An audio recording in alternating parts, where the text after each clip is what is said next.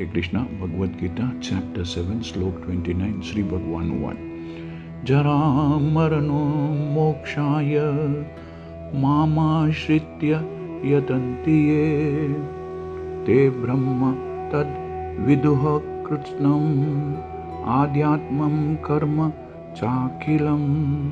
इस श्लोक में श्री कृष्ण भगवान कहते हैं कि जो जरा तथा मृत्यु से मुक्ति पाने के लिए यत्नशील रहते हैं वे बुद्धिमान व्यक्ति मेरी भक्ति की शरण ग्रहण करते हैं।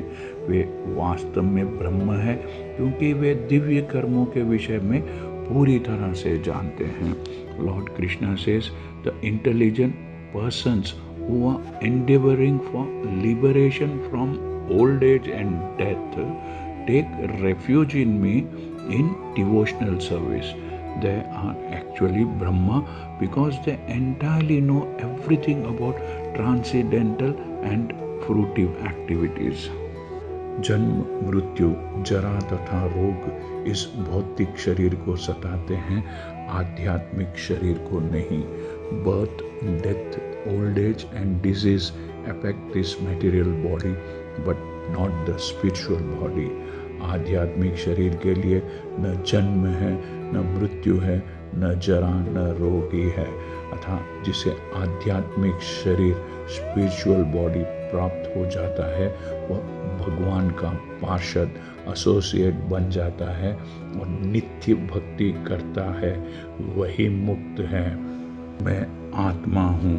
कहा गया है कि मनुष्य को चाहिए कि वह यह समझे कि मैं ब्रह्मा या आत्मा हूँ। जीवन का यह ब्रह्म ज्ञान ही भक्ति है। जैसा कि इस श्लोक में कहा गया है, शुद्ध भक्त ब्रह्म पद पर आसीन होते हैं और वे दिव्य कर्मों के विषय में सब कुछ जानते रहते हैं।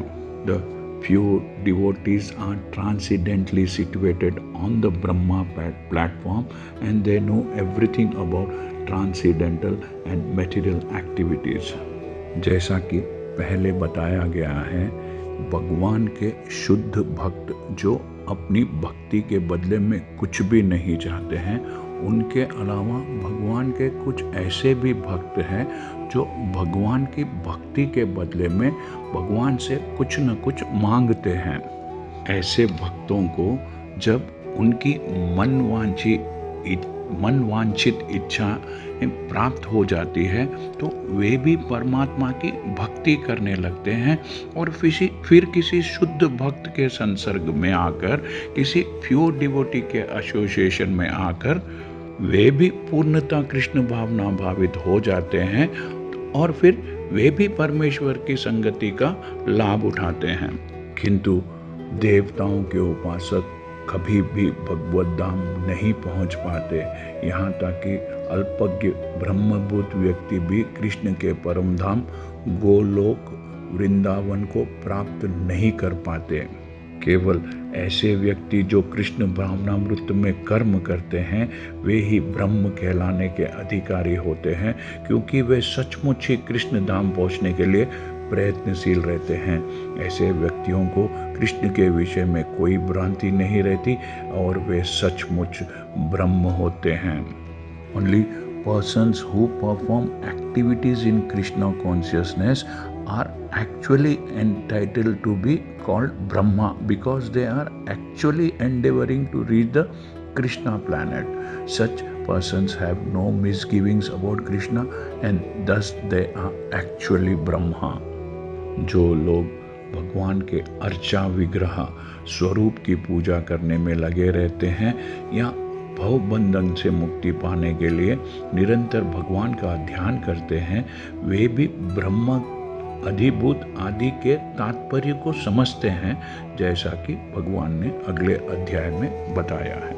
Those who are engaged in worshipping the form of archa or the idol of the Lord, or who are engaged in meditation on the Lord simply for liberation from material bondage, also know by the grace of the God the mission of Brahma as explained by the Lord in the coming next chapter. हरे कृष्णा। यदि आपको यह channel पसंद आया है तो subscribe कीजिए, like कीजिए और इस चैनल को ज़्यादा से ज़्यादा भक्तों से शेयर कीजिए। Thank you. हरे कृष्णा।